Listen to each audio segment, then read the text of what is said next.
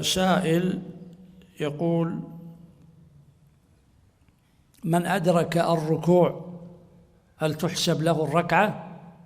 نعم، من أدرك الركوع تحسب له الركعة. هذا قول الصحابة وجمهور أهل العلم، جمهور الفقهاء، واستدلوا بحديث الرسول صلى الله عليه وسلم في سنن أبي داود، قال صلى الله عليه وسلم: إذا جئتم والإمام ساجد فاسجدوا ولا تعدوها شيئا،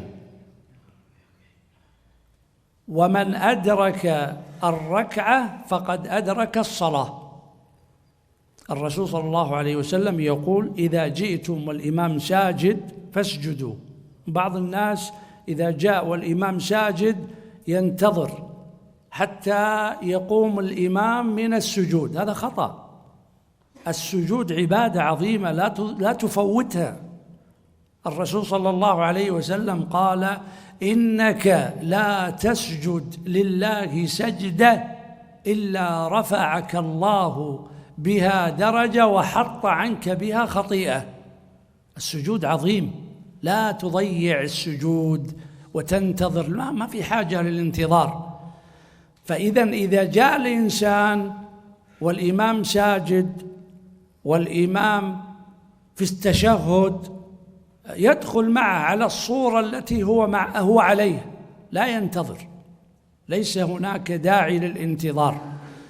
والرسول صلى الله عليه وسلم يقول: ومن أدرك الركعة فقد أدرك الصلاة. أخذ جمهور الفقهاء وهو قول كثير من الصحابة أن الإنسان إذا أدرك الركوع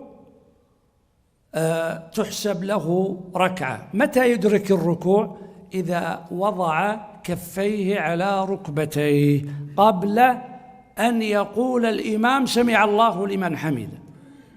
إذا وضع المسبوق يديه إذا كبر للتحريم ثم كبر للركوع ووضع يديه على ركبتيه قبل أن يقول الإمام سمع الله لمن حمده فقد أدرك الركوع. عليه أن يقول سبحان ربي العظيم ولو مرة واحدة، فيكون بذلك قد أدرك الركعة. في هذه الحالة فقط تسقط عنه الفاتحة بدليل هذا الحديث.